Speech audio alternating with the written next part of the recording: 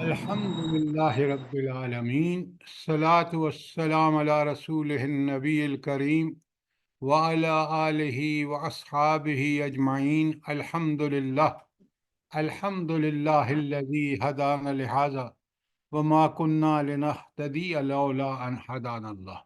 رب اشرح لی صدری ویسر لی امری واحلل عقدۃ من لسانی یفقہوا قولی، آمین یا رب العالمین۔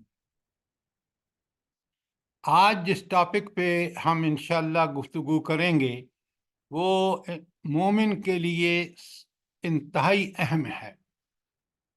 وجہ یہ ہے کہ آپ دیکھ لیں کہ یہاں دنیاوی زندگی ایک آزمائش ہے، تو ہم نے اس کو امتحانی پرچے سے تشبیہ دی ہے کہ کس کس چیز میں آزمائش ہے۔ اب وہ قرآن ہی کی ساری آیات آپ کے سامنے ہیں۔ تو سب سے پہلی آزمائش یا سب سے پہلا اور مشکل امتحانی پرچہ جو ہے وہ مال اور اولاد کے حوالے سے ہے۔ اور قرآن کی دیکھیں آیات، سورۃ تغابن کی آیت نمبر 9 آپ کے سامنے ہے، اور اللہ تعالیٰ فرماتے ہیں یا ایھا الذین آمنوا۔ خطاب کس سے ہے؟ جلدی بتائیں۔ ہم سب سے ہم سب سے ہے۔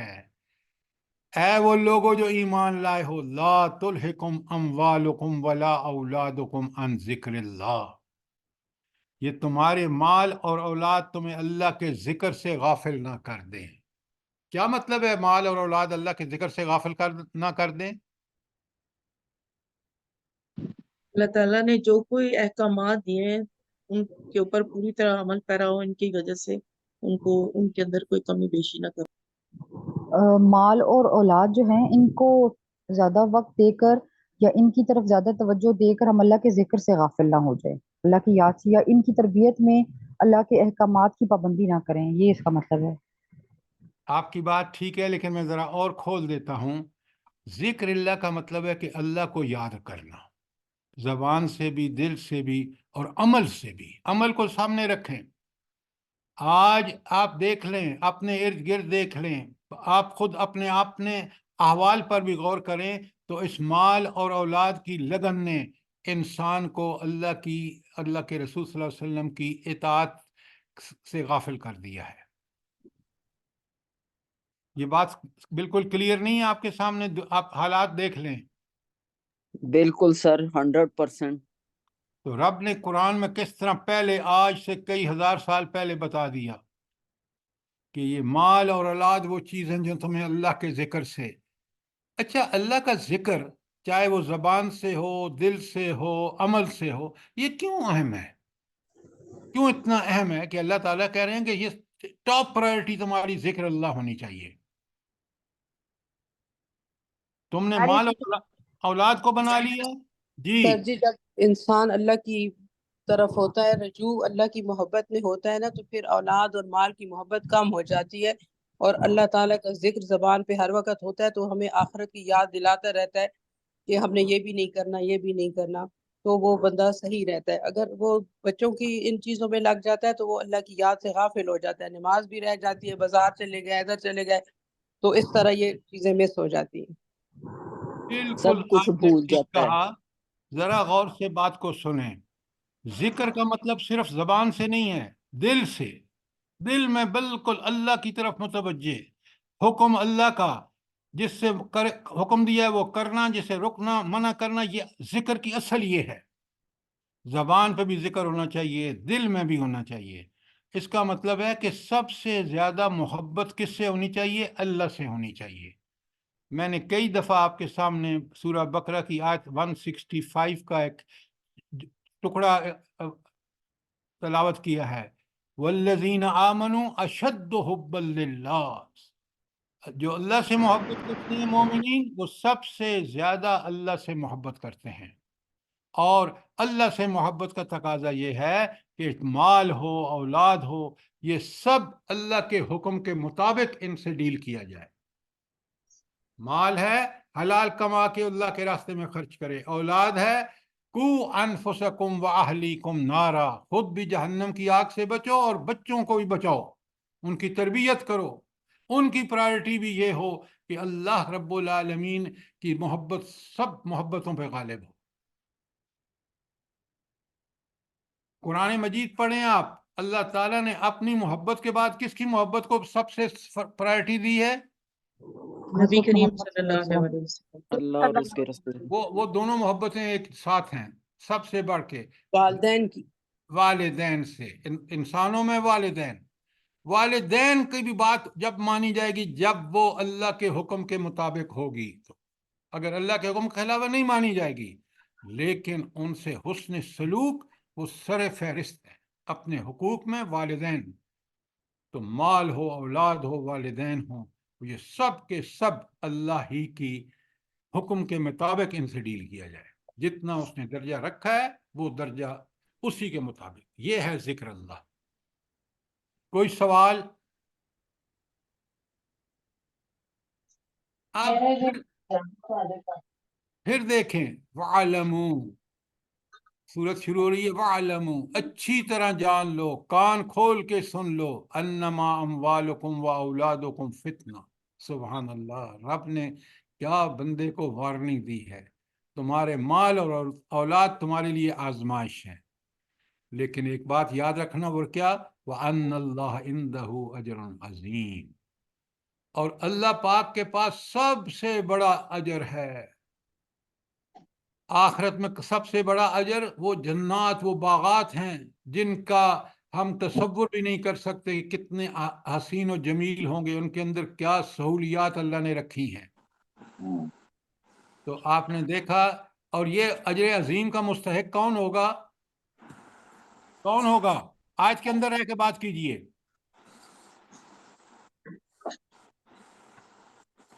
سر آگے آ رہا ہے نا، یا آمنوا اتقوا اللہ۔ آگے کہاں آ رہا ہے؟ اموالکم و اولادکم فتنہ، اس فتنے میں کامیاب ہوگے، اس آزمائش میں کامیاب ہوگے تو اللہ کے اجر عظیم کے مستحق ہوگے۔ آیت کے اندر رہیے، آیت کے اندر بڑے مضامین ہوتے ہیں، جب غور کریں گے پھر سمجھ آئے گا۔ تم دنیا کے مال، دنیا کے اموال اور اولاد میں کھو گئے ہو، یہ تو آزمائش تھی، اجر عظیم تو اللہ کے پاس ہے۔ ان مالوں کو، ان اولادوں کو جسے اللہ نے تمہیں دیا ہے، اس اللہ کے حقوق پورے کرو۔ اب اگلی آیت بڑے غور سے سنیں، یا ایھا الذین آمنو، پھر شروع وَعَلَمُوا، کان کھول کے سن لو، یا ایھا الذین آمنو۔ دوسری آیت شروع ہو رہی ہے، اہل ایمان جو ایمان کے دعوے کرتے ہو، ان تتقوا اللہ، اگر تم تقوی کی روش اختیار کرو گے کیا ملے گا تمہیں؟ یجعل لکم فرقانا، اللہ تعالیٰ تمہارے درمیان ایک کسوٹی فراہم کر دے گا، تمہیں ایک کسوٹی مل جائے گی، تمہیں حق و باطل میں تمیز کرنی آ جائے گی۔ حق و باطل میں تمیز کرنی کب آئے گی انسان کو؟ کب آئے گی؟ جب قرآن اور سنت پہ چلے گا۔ ان تتقوا اللہ، آیت میں رہیے، اگر تم تقوی اختیار کرو گے تو اللہ تمہیں ایک کسوٹی باہم پہنچا دے گا، اس کسوٹی کے ذریعے تمہیں پتہ چل جائے گا صاف صاف یہ حق ہے اور یہ باطل ہے۔ لیکن اگر دنیا میں تقوی کی روش اختیار کرو گے تو یہ اللہ تعالیٰ عطا فرمائے گا۔ اور تقوی کا میں نے آپ کو کیا بتایا تھا؟ تقوی کیا ہے؟ بالکل ایک جملے میں، شریعت۔ ہاں، اللہ تعالیٰ کی شریعت، قرآن و سنت کے مطابق عمل کرنا، جس کا حکم دیا ہے وہ کرو، جس سے منع کیا اس سے رک جاؤ، یہ ہے تقوی۔ اگر تم یہ کرو گے تو پہلی بات کہ اللہ تعالیٰ تمہیں ایک بات سجھا دے گا، حق کو باطل میں تمیز کرنا۔ کیوں؟ پہلے تمیز ہوگی تو حق کو پہ عمل کریں گے اور باطل کو چھوڑ دیں گے۔ وَيُكَفِّرْ عَنْكُمْ سَيِّئَاتِكُمْ، دوسرا نمبر 2، تمہاری برائیاں اللہ تم سے دور کر دے گا۔ کیوں؟ تقوی کی روش ہوگی تو برائیوں سے بچو گے۔ وَيَغْفِرْ لَكُمْ، اور تیسری بات، اللہ تمہیں معاف کر دے گا۔ کیوں؟ جو چھوٹے موٹے گناہ ہوئے ہیں، تم جو کثرت سے توبہ استغفار کرتے رہے، وہ تیسری نمبر پہ۔ پہلا نمبر کہ تمہیں کسوٹی مل جائے گی، حق و باطل میں تمیز کرنا۔ نمبر 2، تمہارے اندر سے اللہ تعالیٰ برائیاں دور فرما دیں گے۔ نمبر 3، تمہارے گناہوں کو معاف کر دیں گے۔ اس لیے کہ اب جو اللہ تعالیٰ آپ سے جس صفت کے تحت ڈیل کر رہے ہیں وہ ہے واللہ ذو الفضل العظیم، وہ بڑے فضل والی ہستی ہے۔ تو اس فضل کے مستحق کون ہوتے ہیں بھلا؟ تقوی والے تقوی جو کرتے ان ہیں۔ تتقوا اللہ، اگر تقوی اختیار کرو گے تو اللہ کا فضل عظیم تمہیں ملے گا۔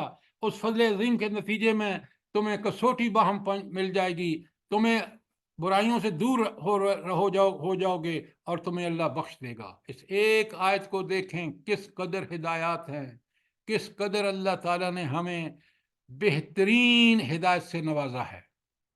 کوئی سوال آیت انفال کی 28 اور 29 پر؟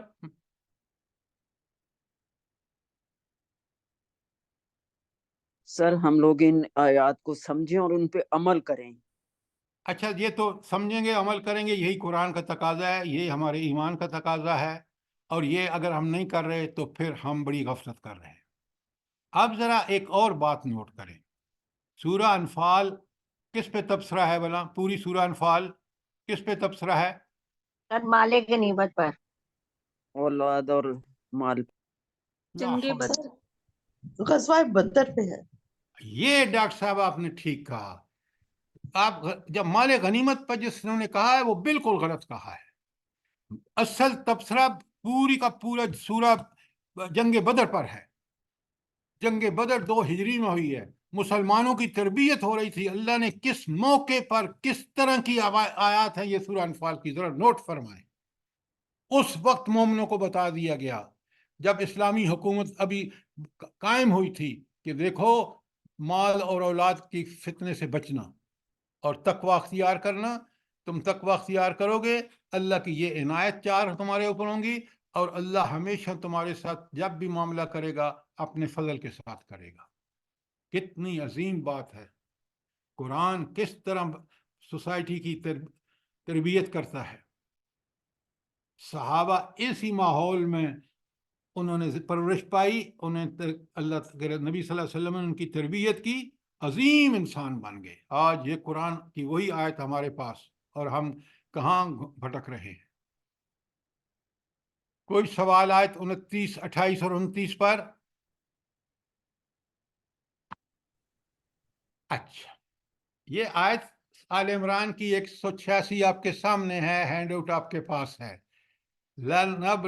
لَتُبْلَوُنَّ فِي الْأَمْوَالِكُمْ وَأَنفُسِكُمْ۔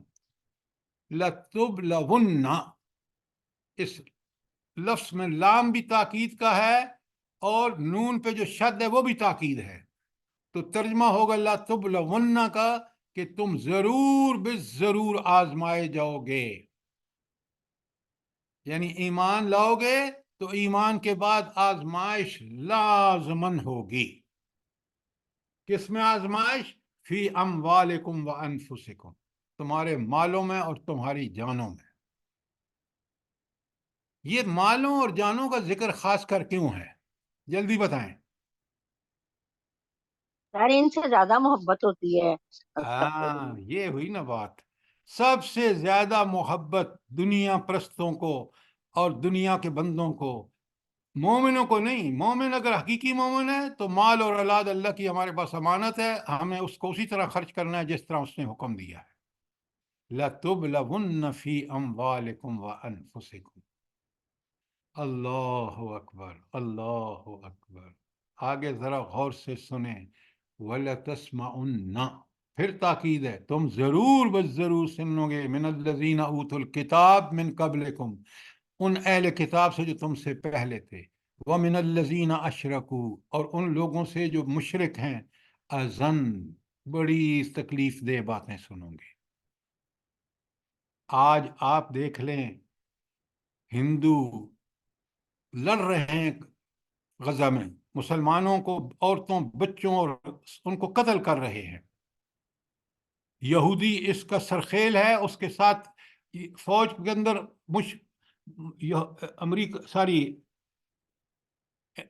ہندوستان کے مشرکین شامل ہیں۔ یہ بات اللہ نے ہزاروں سال پہلے کہی، کتنی برحق کہی، وَلَتَسْمَعُنَّ مِنَ الَّذِينَ أُوتُوا الْكِتَابَ، اہل کتاب سے بھی سنو گے، من قبلکم جو تم سے پہلے تھے، ومن الذین اشرکوا ان لوگوں سے بھی سنو گے جو مشرک ہیں، اذن بڑی تکلیف دہ بات ہے۔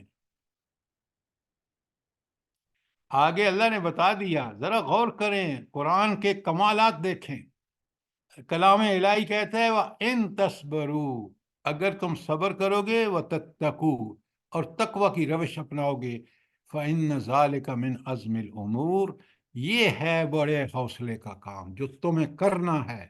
اگر تم اپنے مال اور جان کو اللہ کے راستے میں خرچ کرو اور کافروں کی اور مشرکوں کی ان تکلیف دہ باتوں سے بچنا چاہتے ہو تو دو کام کرو، ایک ان پر صبر کرو اور دوسرا تقوی کی روش۔ جلدی بتائیے کیسی بات اللہ رب العالمین نے فرمائی ہے؟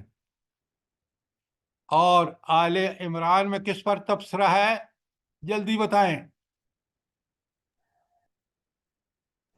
کیا؟ غزوہ اس میں ابو یعنی کہ حوصلے سے کام نہیں، جی، غزوہ احد پر۔ غزوہ احد پر جو 3 ہجری میں ہوا ہے، اس وقت مسلمانوں کو بتا دیا گیا۔ اچھا، تو یہاں خاص کر اہل کتاب کا ذکر اس لیے ہے کہ یہ اہل کتاب کی سازشیں بھی تھیں، وہ مکے والوں کو بار بار اکساتے تھے کہ تم آؤ، ہم تمہارا ساتھ دیں گے اور اس مدینے کو نعوذ باللہ مسلمانوں سے پاک کر دیں۔ دیکھیں قرآن کن مواقع پر اور آج اتنے 1000 سال گزرنے کے بعد کتنی بڑی حقیقت ہے جو آج بھی آپ اور میں دیکھ سکتے ہیں۔ قربان جائیے اس اللہ کے کلام پر۔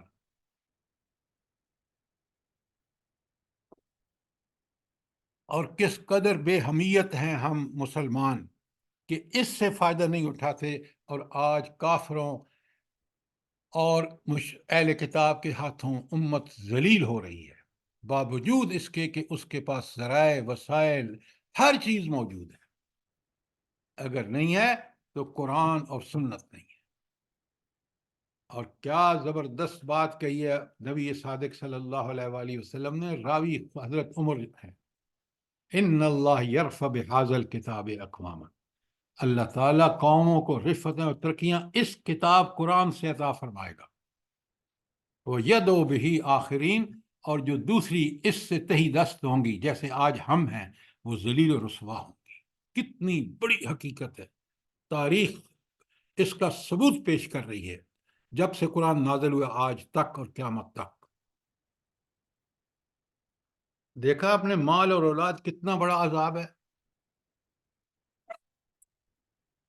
ہم آج دیکھ لیں کتنا پاکستان کے دیندار طبقے کی بات بتا رہا ہوں، بچوں کو داخل کرانا ہے تو سٹی، بیکن یا اس قسم کے اسکولوں میں، خود بھی خوار ہوتے ہیں، اتنی بڑی فیس، اتنی بڑی دوڑ بھاگ، گاڑیاں چھوڑنا لینا، اور پھر اس کے بعد بچے دین سے بھی جاتے ہیں۔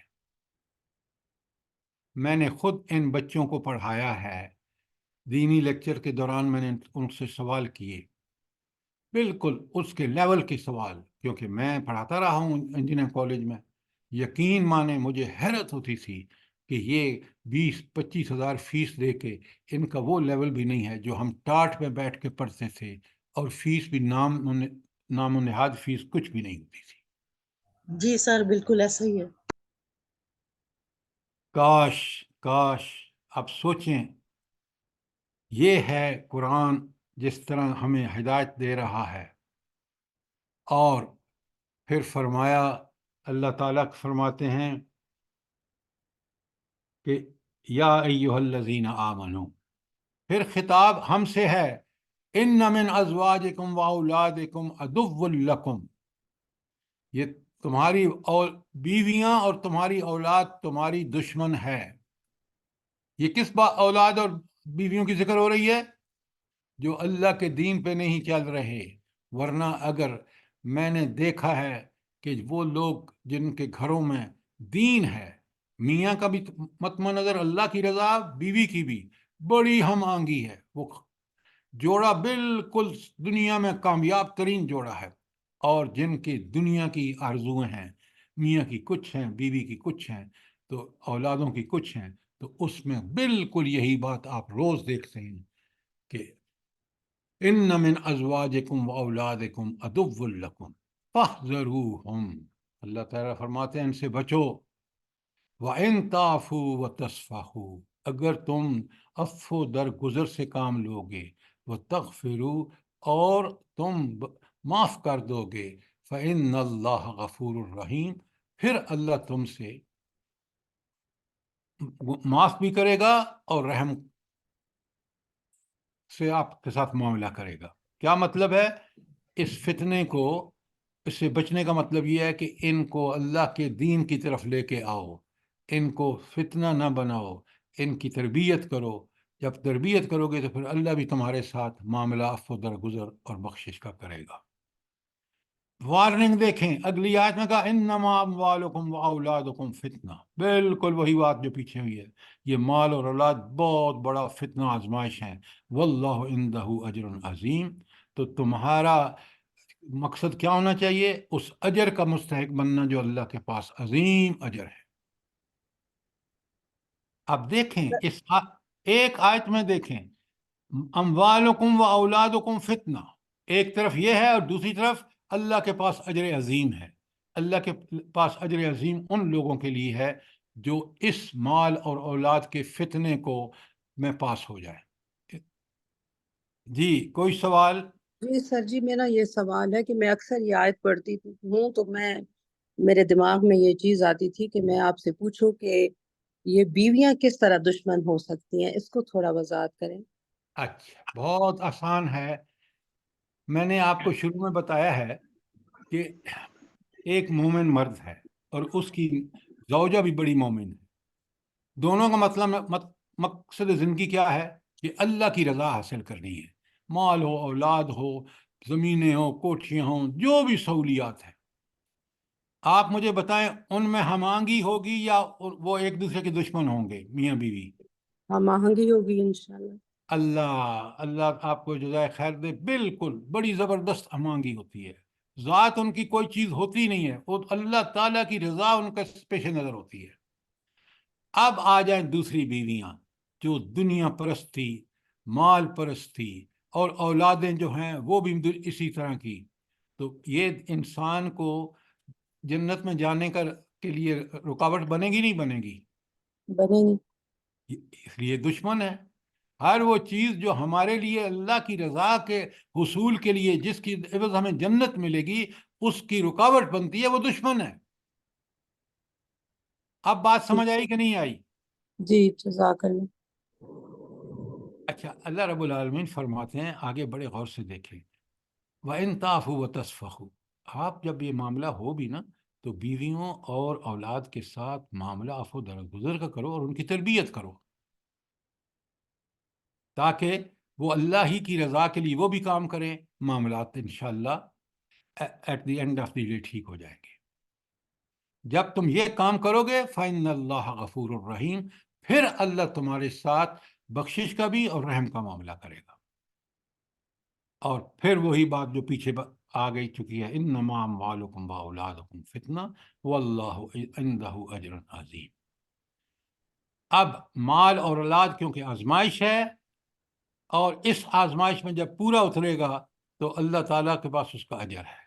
یا اس کا دوسری تشریح یہ ہے کہ مال اور اولاد تو فتنہ ہے، لیکن اگر تم اس فتنے سے بچ کر اسی فتنے میں کامیاب ہو کر اللہ کے رضا کے لیے مال اور اولاد کو استعمال کرو گے تو اللہ کے پاس تمہارے اجر ہے۔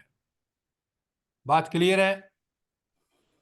اچھا سر، یہ سوال یہ ہے میرا کہ جیسے بار بار یہی بات آ رہی ہے نا کہ مال اور اولاد کتنا ہے، اگر فرض کریں کہ انسان مطلب خود ہو اسی دین پر اور اولاد کو بھی نصیحت کر رہا ہو، لیکن پھر بھی اولاد دنیا میں بھی ہو اور تھوڑا مانتی بھی ہو دین کی طرف لیکن مکمل طور پر نہیں، تو پھر یہ جو اولاد کو مطلب سارے فرائض ہیں وہ پورے کریں گے، کیا کریں گے؟ یہ فتنہ کس طریقے سے اس کو لے کر چلیں گے اس اولاد کو؟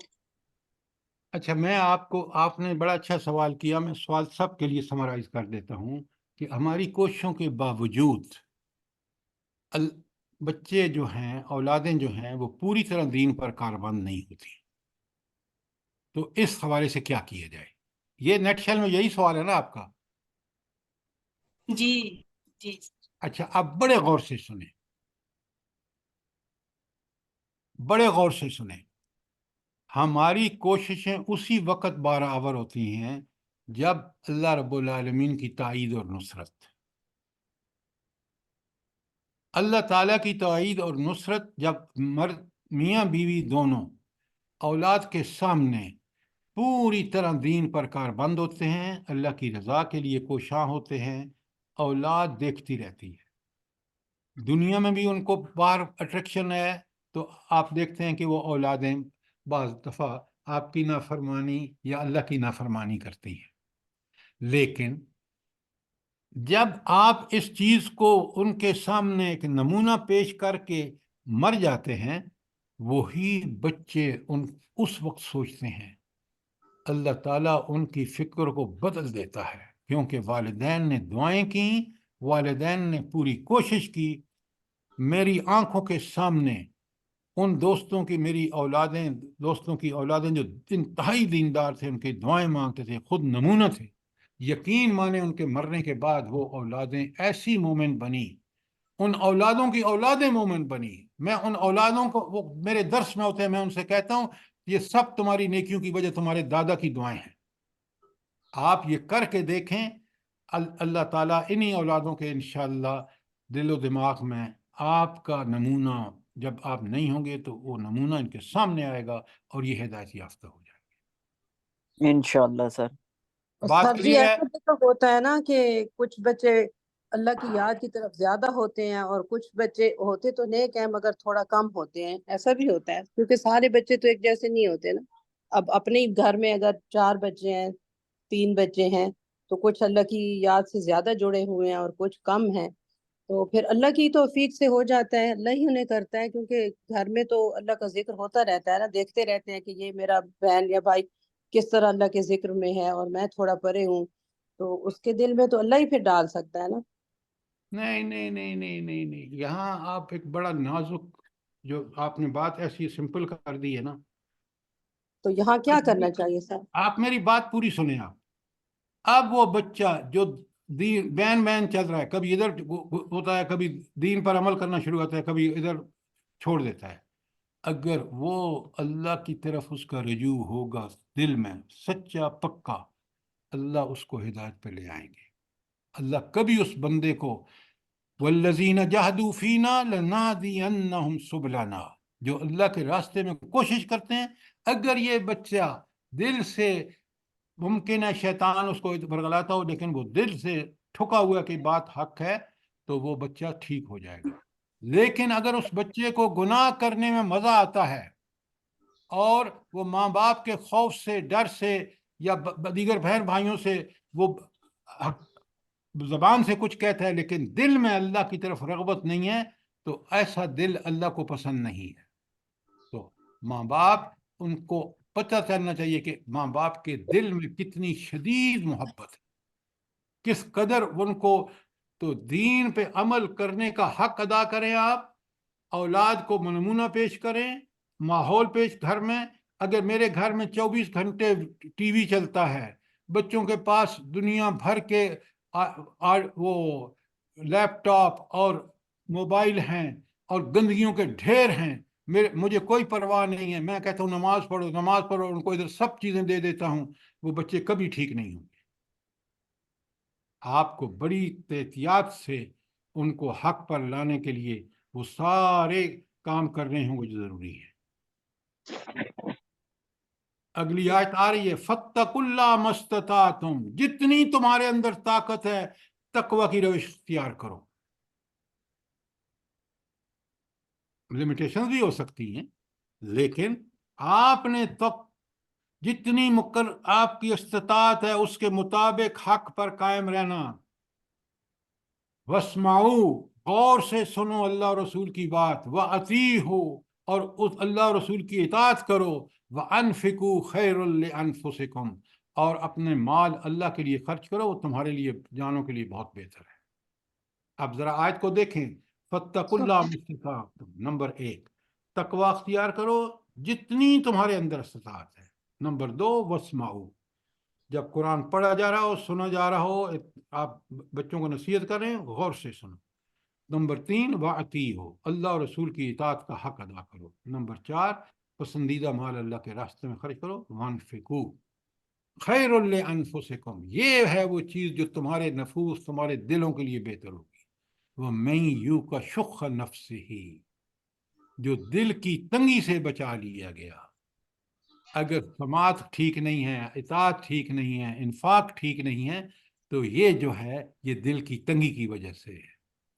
تو جس میں دل کی تنگی نہیں ہے اس نے تقوی اختیار کیا، اس نے اللہ کی بات کو ترجیح دی، خوب غور سے سنا، اس نے اللہ اور رسول کی اطاعت کی، اس نے اپنا پسندیدہ مال اللہ کی محبت میں دیا اور دل میں کوئی تنگی نہیں لایا، اللہ گارنٹی دے رہے ہیں فَأُولَٰئِکَ هُمُ الْمُفْلِحُونَ، یہی لوگ جو ہیں یہ فلاح پانے والے ہیں۔ کتنی زبردست بات ہے۔ آپ دیکھیں مال اور اولاد کا جتنا بڑا فتنہ ہے، اتنا ہی اللہ تعالیٰ نے اس کے بارے میں بار بار وارننگ، بار بار تاکید، بار بار ہدایت کی ضرورت کو سامنے رکھا ہے۔ کوئی سوال آیت تغابن کی 14 تا 16 میں؟ جی سر، میں یہ پوچھنا چاہ رہی تھی کہ اس میں یہ جو پہلا ٹکڑا ہے نا، آخری حصہ ہے آیت نمبر 14 کا، اس میں ہے تعفو واستعفو اور واستغفروا، مطلب 3 دفعہ معافی کا ذکر ہے نا۔ جی تو یہ مجھے مطلب ایک لفظ سے بھی، یہ تو اللہ کا کلام ہے، جیسے اللہ تعالیٰ نے اس کو بہتر سمجھا ویسے ہی ہے، لیکن میں صرف اس لیے کہ اس کی کوئی حکمت ہے کہ یہ 3 دفعہ یہ چیز آئی ہوئی ہے، آپ درگزر مجھے بھی کرو۔ ہاں سنیں، بڑے غور سے سنیں، بالکل آپ کا سوال ٹھیک ہے۔ اولاد گھروں میں جب بیویاں اور اولاد دشمنی کا رویہ اختیار کریں گے، یہاں دشمنی کا رویہ مطلب یہ ہے کہ وہ اللہ کے دین کو چھوڑ کر چلنا چاہتے ہیں، دنیا پرستی، مال پرستی، حوث پرستی میں لگ گئے۔ تو اب آپ نے، اللہ تعالیٰ بتا رہے ہیں کہ جب ایسی صورتحال ہو تو اپنے آپ کو کنٹرول میں کرو۔ اگر گھر میں تم لڑائی کرو گے، فتنہ فساد ہوگا، اور پھر وہ بجائے اس کے کہ وہ آپ کی اصلاح کا پہلو ہو، وہاں تو آپ نے ان کو بالکل اپوزٹ کھڑا کر دیا، وہ آپ دوسرے راستے پہ ہیں اور آپ دوسرے پہ۔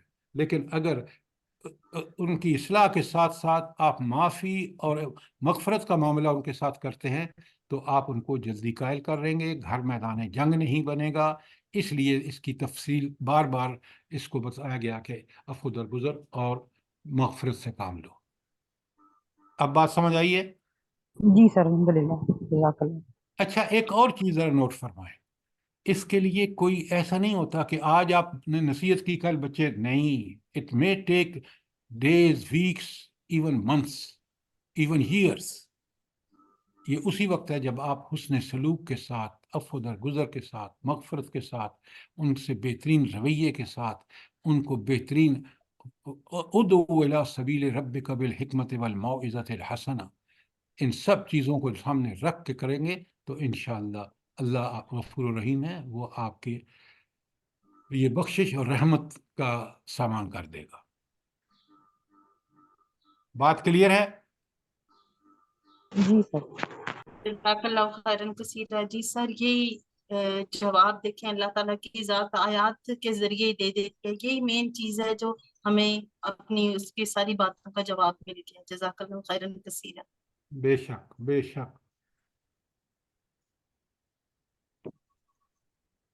کوئی اگر سوال نہیں ہے تو ہم آگے چلتے ہیں۔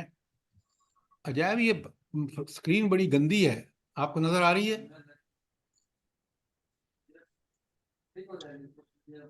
نہیں، یہ کس جی نے کی؟ جی، یہ پین مارے ہوئے ہیں اوپر۔ ہاں،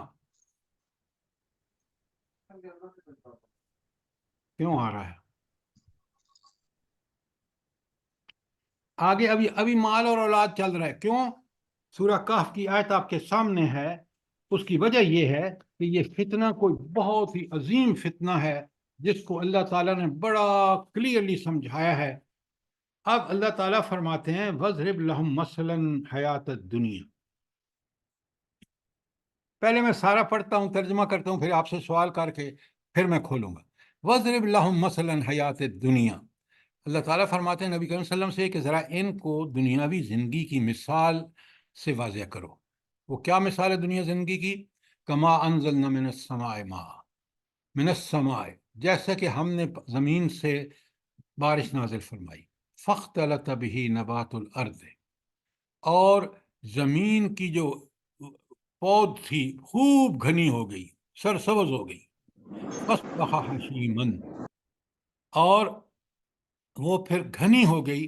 تذروہ ریاح، اور جسے ہوائیں لیے، یعنی جب وہ گھنی ہو گئی خزاں آئی اور وہ سوکھ گئی اور ہوائیں چلی اور اس کو اڑا کے لے گئی. وَكَانَ اللَّهُ عَلَىٰ كُلِّ شَيْءٍ مُقْتَدِرًا، اور اللہ ہر چیز پر قدرت رکھتا ہے. پہلے اس آیت پہ رک جائیے. یہ مثال اللہ تعالیٰ کیوں کہہ رہے ہیں نبی کریم صلی اللہ علیہ وآلہ وسلم سے کہ یہ مثال لوگوں کو دیں بارش کی، کہ چیزیں اگائیں خوب بڑی پلی، اور پھر خزاں آئی اور وہ سوکھ گئیں اور اللہ نے ان کو ہواؤں کے ذریعے اڑا کے غائب کر دیا.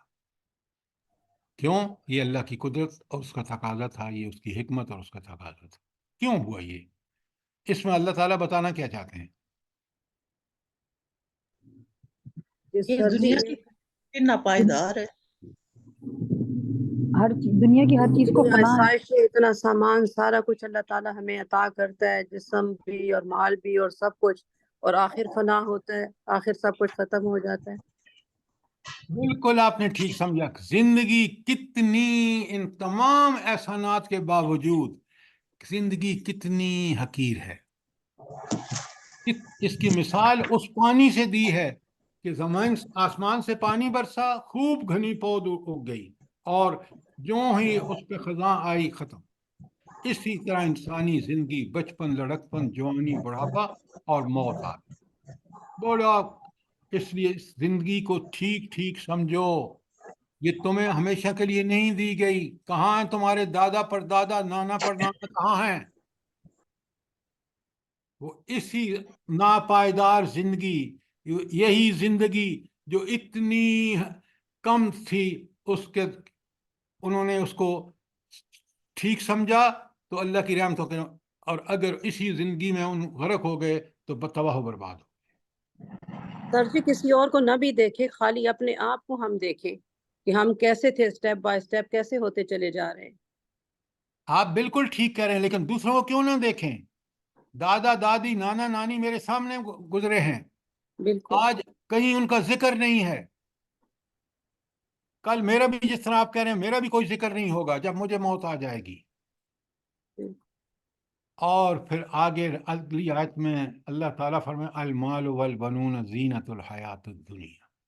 کیا خبر، زبردست بات رب العالمین.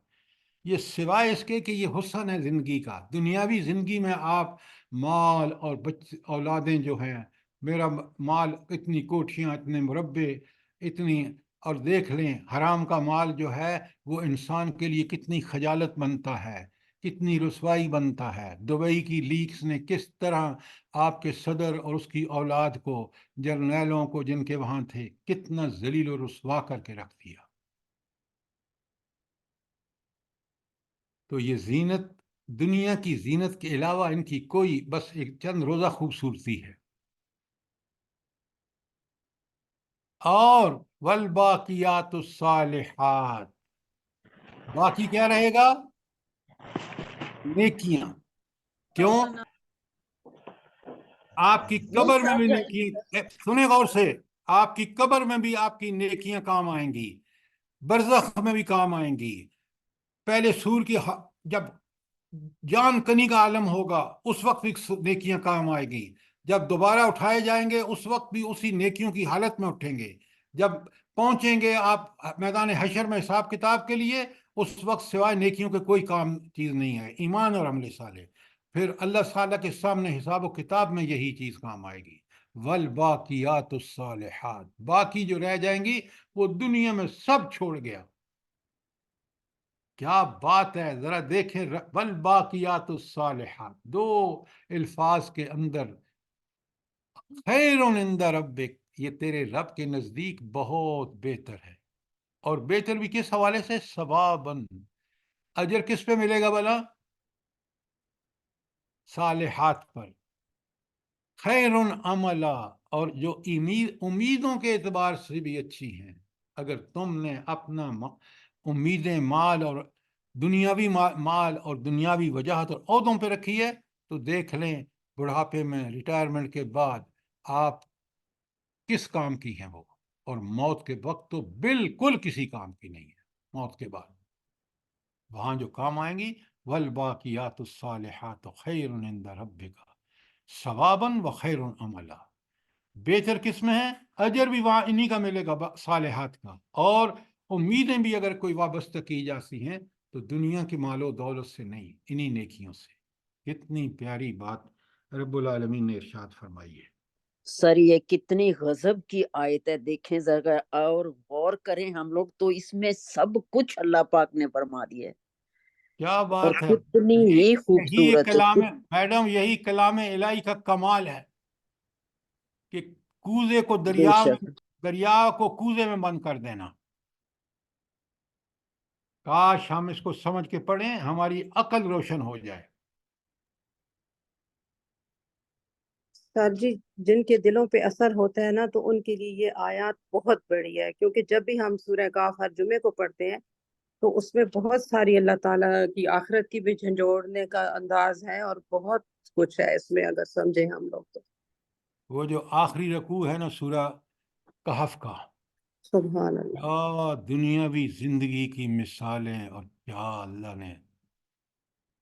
اچھا، پہلا تو آپ نے دیکھ لیا کہ پہلا امتحان تھا مال اور اولاد کے حوالے سے. کتنا تفصیل سے قرآن نے اس کو ہمارے سامنے رکھا ہے. آپ کی بات سمجھ میں آ گئی ہے؟ جی سر، جی سر. اب ہے دوسری چیز، اور دوسری چیز جو ہے وہ ہے شیطان کے ہتھ کنڈے. پہلے ہتھ کنڈے کیا ہیں؟ کس طرح باطل کو خوبصورت بنا کے. نمبر ایک، باطل کی تزین. آیات میں کا خلاصہ میں لے آیا ہوں. باطل کی تزین کیا کیا مطلب ہے؟ آپ ذرا اس نوجوان بچی کو جو لباس پہنے ہوئے بھی ننگی ہے اس سے بات کرے نا تو شیطان اس کو خوب چڑھاتا ہے. تو ہے بہادر، یہ جو عورت برقعے میں جا رہی ہے یہ بے وقوف ہے، اس میں عقل ہی نہیں ہے، یہ آرتھوڈاکس ہے. تم جدید خاتون ہو، کتنی زبردست ہو، اور دراصل وہ لوگوں کو گناہوں کی دعوت دے رہی ہوتی ہے. وہ اپنی اس لباس کی وجہ سے دنیا میں گندگی اور تعفن پھیلا رہی ہوتی ہے. باطن کی تزین کی ایک اور مثال دیتا ہوں. بندہ رشوت لیتا ہے، کتنا معاشرے کو گندا کرتا ہے، لیکن شیطان کہتا ہے دیکھا آج تیرے بچے سائیکل میں بھی نہیں جا سکتے، کار میں جا رہے ہیں. تو مکان نہیں بنا سکتا، تیرے پاس آج مکان ہے رشوت کی وجہ سے. یہ ہے باطل کی تیوریاں. ایک ایک کو دیکھ لیجیے. نمبر دو، جھوٹا وعدہ اور جھوٹی امیدیں. یہ جو شیطان سب سکھاتا ہے نا، یہ اس کے وعدے سارے جھوٹے.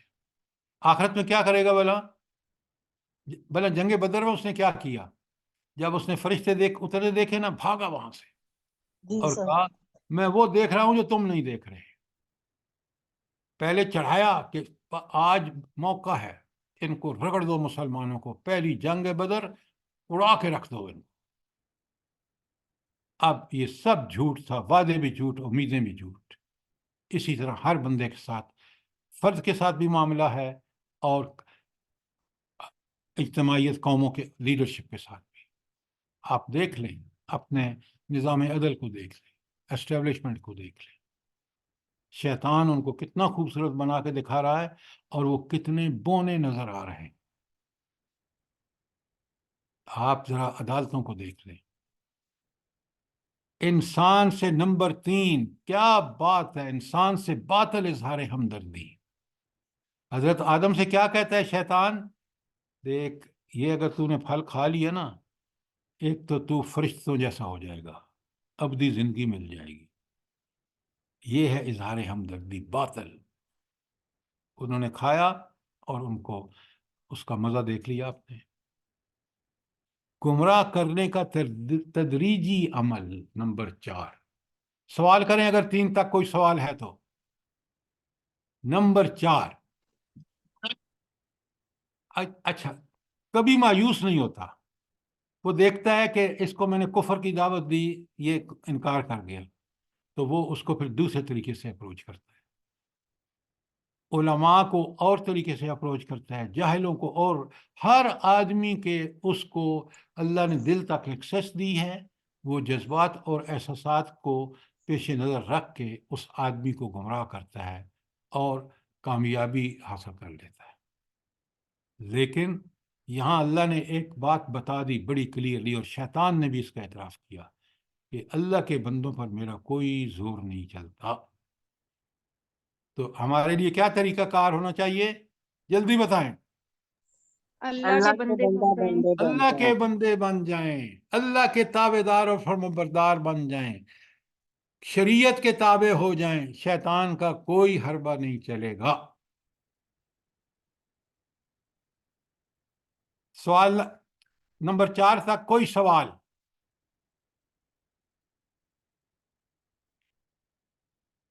نمبر 5، نسیان اور غفلت. یہ بتائیں، یہ نسیان اور غفلت کیا ہے اور کیوں انسان پر طاری ہوتی ہے؟ جلدی بتائیں. جب اس کا دل اللہ کی یاد سے غافل ہو. اللہ کی یاد سے دل کیوں نہیں، اللہ کی یاد سے دل غافل کیوں ہوتا ہے؟ دنیا پرستی میں لگا ہوتا ہے. یہ مسئلہ ہے کہ وہ غافل اس لیے ہوتا ہے کہ وہ لہو لعب میں لگا ہوتا ہے. لہو لعب کا لفظ سنیں، دنیا پرستی سے زیادہ لہو لعب کا لفظ، کہ کھیل تماشے ہے وہی دنیا پرستی، لیکن سب سے بڑی چیز جو ہے وہ لہو لعب ہے. جب اس میں لگ جاتا ہے انسان تو پھر وہ اس پہ غفلت طاری ہو جاتی ہے. وہ یہ بھول جاتا ہے کہ وہ اللہ تعالیٰ کا بندہ ہے. اور جب غفلت طاری ہو جاتی ہے، جب وہ بھولتا ہے اللہ کو، تو سورہ آراف کی آیت 19 میں اللہ تعالیٰ فرماتے ہیں وَلَا تَكُونُوا كَالَّذِينَ نَسُوا اللَّهَ. ان لوگوں کی طرح نہ ہو جانا جو اللہ کو بھول جاتے ہیں، جو غفلت کرتے ہیں. جب انہوں نے یہ کیا فَأَنْسَاهُمْ أَنفُسَهُمْ، تو اللہ نے بھی ان کو اپنا آپ بھلا دیا. اللہ نے ان کو اپنا آپ بھلا دیا. اس کا کیا مطلب ہے؟ جلدی بتائیں. سر وہ یہ بھول جاتا ہے کہ میں اللہ کا بندہ ہوں.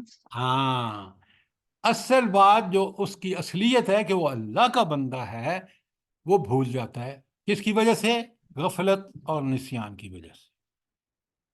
اور جب یہ بھول جاتا ہے پھر وہ شیطان اس پہ غالب آ جاتا ہے. کتنی عظیم نصیحت ہیں اللہ تعالیٰ کی. آیت 5 کلیئر ہے؟ نمبر 5 نقطہ 5 کلیئر ہے؟ کوئی سوال ہے تو کریں. نقطہ نمبر 6. سر آپ کس آیت کا حوالہ دیا تھا ابھی، وہ دوبارہ بیان کر دیں. ہاں ہاں جی بالکل، آپ سنیں، میں آیت پڑھ بھی دیتا ہوں. وَلَا تَكُونُوا كَالَّذِينَ نَسُوا اللَّهَ. ان لوگوں کی طرح نہ ہو جانا جنہوں نے اللہ کو بھلا دیا، یعنی نسیان اور غفلت ان پر طاری ہو گئی.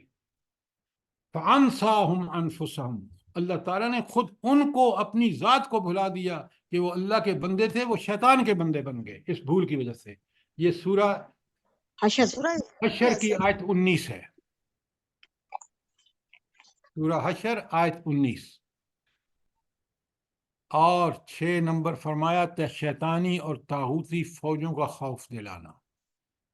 اس کی آج ایک واضح مثال دیں. کون خوف میں مبتلا ہے شیطانی؟ سر ہمارے حکمران جن کو امریکہ کے مسلمان ایکسیلنٹ مسلمان حکمران، ان کو شیطان نے بتا دیا ہے کہ یہ جو طاغوت ہے امریکہ اور یہ جو یورپ، آپ کے سامنے کس ذلت سے وہ بھاگا ہے افغانستان سے. لیکن آج بھی یہ اتنے مروب ہیں مسلمان حکمران کہ آج بھی امریکہ کا کلمہ پڑھتے ہیں. دیکھ لیں قرآن کتنا برحق ہے. سر یہ شیطان اتنا زوراور کیوں ہے؟ عجیب بات کرتے ہیں آپ. اللہ رب العالمین نے انسانوں کے امتحان کے لیے ایک طرف تو حق پہ چلنے کے لیے رہنمائی کر دی، انبیاء بھیج دیے، کتابیں بھیج دی.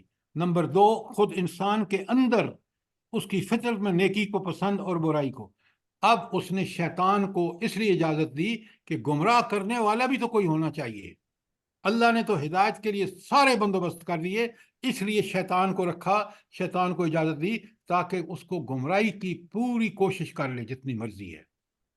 جنت ان کو ملے گی جو شیطان کو چھوڑ کر اللہ کی اطاعت کریں گے. سر آج کل تو شیطان کچھ بہت ہی مجھے زوراور لگ رہا ہے. سارے مسلمان قومیں اس کی تابع ہو چکی ہیں. کیا بنے گا؟ نہیں، وہ شیطان خود حیران ہے کہ بھائی میں نے جو کام کرنا تھا وہ تو یہ بندے کر رہے ہیں. تو وہ اس لیے کہا شیاطین الجن والانس. شیطان کی ضرورت ہی نہیں ہے سر. نہیں، اس نے بہت سارے شاگرد پیدا کر دیے. سر یہ ایک بات میں نے سنی ہے، کہیں پڑھی نہیں ہے، کہ نبی صلی اللہ علیہ وسلم سے کسی نے پوچھا تھا کہ آپ کے پاس بھی تو ایک شیطان ہے، ہر ایک کے پاس ہے، تو انہوں نے کہا کہ میں نے اس کو مسلمان کر دیا ہے. سر اس کا کیا مطلب ہو سکتا ہے؟ دیکھیے، پہلی بات بڑے غور سے سنیے. ہر نبی کو اللہ تعالیٰ ان شیطانوں سے محفوظ کر دیتا ہے. کیوں؟ ان انبیاء نے نمونہ ہوتا ہے. لَقَدْ كَانَ لَكُمْ فِي رَسُولِ اللَّهِ أُسْوَةٌ حَسَنَةٌ، تو بہترین نمونہ. اس لیے شیطان ان کو کبھی ورغلا نہیں سکتا، کیونکہ ربانی پروٹیکشن ان کو حاصل ہوتی ہے، ربانی حفاظت ان کو ملتی ہے. اس لیے وہ شیطان جو انسان کے ساتھ لگے ہوئے ہیں، وہ فرشتے جو انسان کے ساتھ لگے ہوئے ہیں، اللہ کے رسول صلی اللہ علیہ وسلم کا شیطان جو تھا وہ عاجز آ گیا اور وہ بھی مسلمان ہو گیا. اس نے دیکھا کہ میرے تو کوئی چال ان پہ کارگر نہیں ثابت ہوتی. بات کلیئر ہے؟ جی سر ہم بھی اگر کوشش نبی کریں تو اور کچھ نہ کچھ تو اس انسان کو میں فرق. کامیابی حاصل ہو سکتی ہے ہمیں نا سر. کیوں نہیں؟ اللہ کہتا، خود شیطان مانتا ہے کہ اللہ کے بندوں پر میری چالیں کامیاب نہیں ہوں گی. خود قرآن کہتا ہے، شیطان کہتا ہے قرآن میں. قرآن کو سمجھ کے تو پڑھیں. صحیح کہے گا نا کہ جزاک مجھے اللہ. نام مت دو، اپنے آپ کو کوسو. فلا تلومونی. وہ آخرت میں کہے گا کہ کہ بھائی میں نے تمہیں دعوت دی ہے، میرے پر زور تو نہیں تھا کہ میں آپ کو زبردستی غلط راستے پہ چلاتا. میں نے آپ کو ترکیبیں بتائیں، خوشنما کر کے دکھایا، گمراہی کے سارے ہتھ کنڈے استعمال کیے، جھوٹے وعدے کیے، سارے اوپر دیکھ لیں آپ. تم نے مان لیا، گناہ تمہارا ہے، میرا تو کوئی گناہ نہیں ہے. آگے چلیے. تو سر اس کا مطلب یہ ہوا کہ جو ہمارا کرین ہے یہی ہمیں اکساتا ہے. کون اکساتا ہے؟ جو کرین ہے ہمارا، جو شیطان ہے ہمارے ساتھ. ہر آدمی کے ساتھ شیطان لگا ہوا ہے. اس کو ایکسس دی ہے اللہ تعالیٰ نے، دل تک ایکسس دی ہے. آپ اللہ کے بندے بن جائیں، آپ ہر حال میں فیصلہ کر لیں، اپنی خواہشات کو اللہ کے دین کے تابع کر لیں، کوئی شیطان آپ کو ورگلا نہیں سکتا. سر اس کا مطلب ہے کہ اللہ تعالیٰ نے ہر انسان کو اتنی طاقت دی ہے کہ وہ شیطان کو پرے کر سکے. بھائی اللہ تعالیٰ نے ہر انسان کے دل کے اندر نیکی پسندیدہ اور برائی ناپسندیدہ بنائی ہے. اللہ تعالیٰ نے کافروں کے اندر بھی. الہامہا اللہ فجورہا تعالیٰ وتقواہا. پلیز بیچ میں مت بولا کرے. اللہ تعالیٰ نے اس کو حفاظت کے لیے، شیطان سے بچنے کے لیے قرآن اور سنت بھی عطا کر دی، حفاظت اپنے ذمے لے لی. اب اور کیا چاہیے آپ کو؟ ہاں، آزادی آپ کو دے دی کہ چاہو تو شیطان کو فالو کرو، وہ دنیا میں بھی ذلیل ہو گئے اور آخرت میں بھی، اور چاہو تو اللہ کو مان لو، دنیا میں بھی کامیابی اور آخرت. سر اسی لیے تو اللہ تعالیٰ نے انسان کو عقل دی ہے نا، کہ وہ عقل کا استعمال کرے اور صرف عقل نہیں، اس کو وحی کے ذریعے رہنمائی کر دی، کتابیں نازل کر دی، انبیاء بھیج دیے. اب عقل کو کہا کہ فیصلہ کر لو. اللہ کا فرمان پر حق، لا ریب فی، اس میں کوئی کجی نہیں ہے، وہ راستہ ہمارے دلوں کا پسندیدہ راستہ ہے، لیکن ہم دنیا کی برائیاں کرنے، مال سمیٹنے، دنیا پرستی، ہوس پرستی، عیش پرستی میں ڈوب کر یہ سب کام کرتے ہیں۔ اور شیطان کے ہتھ کنڈے دیکھ لیں، نفس کو 3 محبوب چیزیں ہوتی ہیں، ان کے ذریعے نفس پر قبضہ: شراب، جوا، بت پرستی، فال نکالنا، جادوگری، وسوسے ڈالنا، یہ شیطان کے ہتھ کنڈے ہیں 10۔ آپ کے سامنے ہے، ان میں سے کوئی سوال ہو، اب آپ اور میرا کام ہے کہ ہم ان سب چیزوں کو سمجھتے ہوئے شیطان کی چالوں سے بچیں، اور اس بچنے کا آگے آپ دیکھ لیں۔ اگر یہ بات کلیئر ہو تو آپ دیکھ لیں شیطان کا مقابلہ کرنے کے لیے مومن کے کیا ہتھیار ہیں، وہ بھی آپ کے ہینڈ آؤٹ میں موجود ہے، دیکھ رہے ہیں۔ سر یہ جو آپ 7 نمبر پوائنٹ ہے، نفس کو 3 چیزیں محبوب ہیں، وہ کون سی 3 چیزیں؟ مال، اولاد اور دنیا پرستی۔ دنیا پرستی میں خواہشات۔ جی سورہ آل عمران کی وہ آیت آئے گی اس میں، حب الشہوات من النساء بالکل بالکل، شہوات کا مطلب ہے حد سے بڑی ہوئی محبت، وہ بالکل وہ صحیح 14 نمبر آیت سورہ آل عمران کی۔ دیکھیں نا، آیت میں کوٹ کرتا تو ایک بڑا لمبا چوڑا لیکچر ہوتا، میں نے اس کا خلاصہ آپ کے سامنے رکھ دیا، یہ ہیں اس کے ہتھ کنڈے۔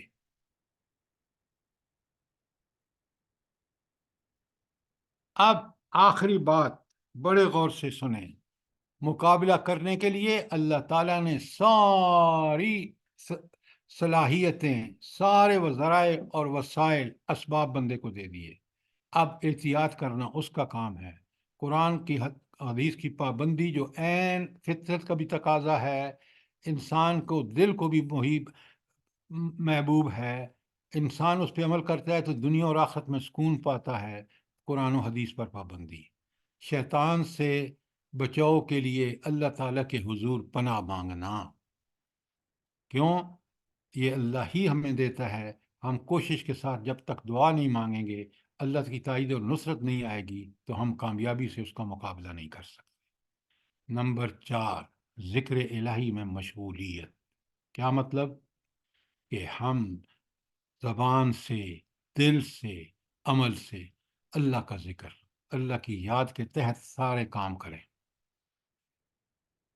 نمبر 5، مسلمانوں کی جماعت سے وابستگی، کونوا مع الصادقین، قرآن کا حکم ہے۔ برائی محفلیں آپ کو برے راستے پہ چلائیں گی، نیک محفلیں، نیک لوگوں کی محفلیں آپ کو نیکی کی طرف رغبت دلائیں گی۔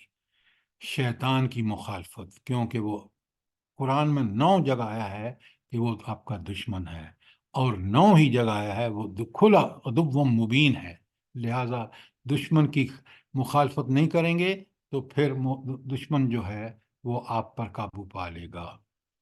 جلد بازی نہ کریں، جلد بازی شیطان کا کام ہے، سوچ سمجھ کے شریعت کے مطابق فیصلے کریں اور اس کے مطابق چلیں۔ جمائی لینا حدیث میں آتا ہے، یہ شیطانی عمل ہے، اس کو ٹال دیں۔ نمبر 9، توبہ استغفار۔ توبہ استغفار کیا ہے؟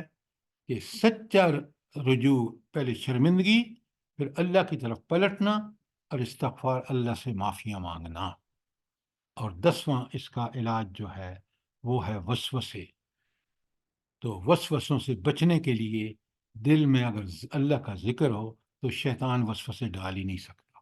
اس لیے کہ صحیح حدیث ہے کہ جب انسان اللہ کے ذکر میں اس کے ہونٹ ہل رہے ہوتے ہیں تو شیطان بھاگ جاتا ہے کہ یہ بندہ میرے قابو میں نہیں آئے گا، یہ تو اللہ کا بندہ ہے۔ یہ آپ کے 10 اس کے مومن کے ہتھیار ہیں، اور آپ نے دیکھا کہ 8 پیچھے شیطان کے ہتھ کنڈے ہیں۔ تفصیل آپ کو قرآن میں مل جائے گی۔ میں نے آج یہ 2 مکمل کیے ہیں امتحانی پرچے، ایک مال اور اولاد کا، اور ایک شیطان کا گمراہ کرنے کی آزمائش۔ سر جی علاج یہ بہت پہلے بھی آپ نے ہمیں کرایا تھا، تو آپ نے آخر میں یہ ہمیں کہا تھا کہ چاروں کل جو ہیں یہ بھی آپ پڑھ کے، تو یہ بھی آپ کو شیطانیت سے اور ان چیزوں سے بچاتا ہے۔ دیکھیے چاروں کل بالکل، چاروں کل جو ہیں اس میں آخری کل جو ہے وہ پیورلی شیطان کے لیے ہے، سورہ والناس۔ لیکن یاد رکھیں سمجھ کے پڑھنا اور اس سمجھ کے مطابق عمل کرنا یہ اس کے ساتھ ضروری ہے۔ صرف پڑھنا کہ میں یہ پڑھ لوں گا تو ٹھیک نہیں، پڑھ کے اس کے مطابق عمل کریں گے تو انشاءاللہ اللہ کی تائید اور نصرت آئے گی، آپ بچ جائیں گے۔ انشاءاللہ جو جب ہم نے بہت پہلے شروع کیا تھا نا سر جی، تو یہ آپ نے ہمیں کرایا تھا، یہ میرے پاس سارا پہلے کا ہے 2023 کا۔ جی بالکل تھا، لیکن اب ہم ایک چیز کو کھول کے سمجھ کے کر رہے ہیں۔ آپ یہ بتائیں کہ آپ کو ان دو جو آج ہم نے پڑھے ہیں، ایک دنیا مال و اولاد کا پرچہ تفصیل سے قرآن کی آیت میں، اور یہ جو شیطان کے ہتھکنڈے اور اس کا مقابلہ، یہ بات آپ کو کلیئرلی سمجھ آ گئی ہے؟ بالکل الحمدللہ دوبارہ ریپیٹ ہو گئی ہے اور زیادہ اچھا ہو گیا ہے سر جی، اللہ آپ اس کا اجر دے اور ہم سب کو توفیق دے، سمجھنے کی ہمت، طاقت دے، صحت اور سلامتی دے۔ آپ کو سمجھنا لازم اور واجب ہے، کیونکہ اگر نہیں سمجھیں گے، ان امتحان کے پرچوں میں فیل ہوں گے تو دنیا میں اسی طرح ضرور ہوں گے جیسے آج ہو رہے ہیں۔ اور بس دیکھ اللہ رہے ہیں انہی پرچوں میں صحابہ اور صحابیات پاس تھے، دیکھ لیں ان کی زندگیاں۔ سر آپ نے ابھی بات کی ہے کہ جمائی لینا شیطانی عمل ہے، سر اس کا ذرا بتا دیں۔ ہاں دیکھیں نا، آپ ذرا غور فرمائیں، کبھی آپ نے نوٹ کیا ہے کہ جب انسان انتہائی سستی میں ہوتا ہے جمائی لیتا ہے اور شیطان چاہتا ہے کہ بندہ سست ہو جائے، لہٰذا آپ جب ایکٹیو رہتے ہیں تو یہ جمائیاں ومائیاں نہیں آتی۔ جب آپ انتہائی سستی میں چلے جاتے ہیں، غفلت میں چلے جاتے ہیں، جمائیاں آ رہی ہیں، نیند آ رہی ہے، فلان ہو رہا ہے، تو یہ ہے عمل جو شیطانی عمل ہے۔ اور اس جمائی لینا بھی ایک جو ہے وہ شیطانی عمل ہے، اور اس کو روک لینا، آدمی ایکٹیو رہے، اللہ کی یاد میں رہے، اور اپنے وقت کا بہترین مصرف نکالے، انشاءاللہ جمائیاں نہیں آئیں گی، بلکہ وہ بالکل چاق و چوبند ہوگا اللہ کے لیے، اور پوری زندگی کو ایسا بنا دے گا کہ وہ ہر لمحہ اس کے لیے اللہ کے ہاں اجر لکھا جائے گا۔ سر جی ہے اس میں تو آوازیں بھی کئی لوگ نکالتے ہیں نا، وہ اس سے بھی برا ہے، کئی تو خاموش جمائی لیتے ہیں، کئی آوازیں نکال کے بھی لیتے ہیں نا۔ بالکل بالکل آپ نے ٹھیک کہا، بالکل۔ سر جی ایک روایت میں آتا ہے کہ وہ شیطان منہ میں داخل ہو جاتا ہے، اور وہ جو آواز ہے وہ اس شیطان کا نام ہے۔ بالکل بالکل دیکھیں صحیح کہہ رہی ہیں۔ ایک منٹ، یہ ساری چیزیں جو آپ کہہ رہے ہیں نا بالکل ٹھیک ہے۔ اصل میں شیطان اس وقت اس جو اندر گھس جاتا ہے نا، اس کا مطلب یہ ہے کہ وہ اس کے دل و دماغ پر قبضہ کر لیتا ہے۔ سر شیطان کو سپیس ملتی ہے نا، جب نماز میں خشوع نہ ہو تو جمائیاں لے رہے ہوتے ہیں لوگ، جب قرآن سننے میں خشوع نہ ہو، توجہ پوری نہ ہو تو پھر بھی جمائیاں آنے لگتی ہیں۔ تو جب آدمی پوری توجہ خشوع و خضوع سے عبادت ہے، دیکھیں قرآن سننا بھی۔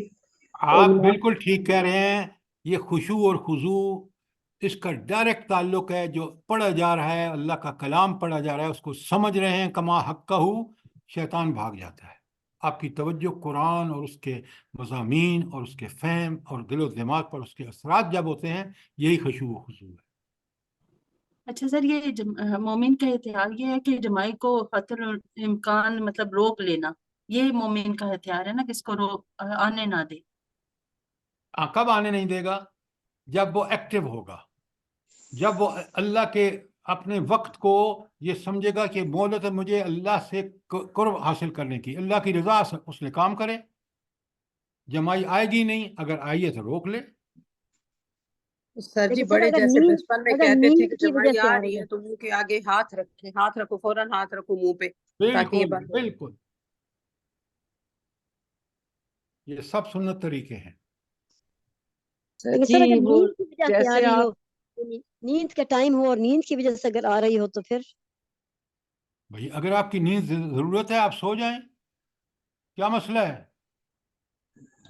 اللہ کا کلام پڑھیں اور سو جائیں، ہاں شیطان ہٹ جائے گا۔ بالکل۔ صحیح۔ اب آج ہم نے صرف دو پرچے کا ذکر کیا ہے، ایک ہے مال اور اولاد کا پرچہ، اللہ نے قرآن میں کھول کے بتایا، دوسرا شیطان، اس کے ہتھ کنڈے اور ان کا مومن کے پاس کیا ہتھیار ہیں۔ انشاءاللہ کل ہم آگے شروع کریں گے، آپ ان کو بہت اچھی طرح سمجھیں، اپنی زندگی کا اس کو حصہ بنائیں اور انہی ہتھیاروں سے شیطان کو بھی شکست دیں، اور مال اور اولاد کو بالکل اسی طرح جس طرح اللہ نے حکم دیا ان کے بارے میں، یہ نعمتیں ہیں، ان نعمتوں کی کس طرح قدر کرنی ہے اللہ اور رسول کے حکم کے مطابق کریں، تاکہ آخرت کی جواب دہی میں ہمارے پاس ٹھیک ٹھیک اللہ کے احکامات کے مطابق ہم نے عمل کیا ہوگا تو اللہ تعالی ہمیں اس امتحان میں پاس کر دے۔ ربنا تقبل منا آمین۔ انك انت السميع العليم وتب علينا انك انت التواب الرحيم۔ سبحان ربك رب العزة عما يصفون والسلام على المرسلين والحمد لله رب العالمين۔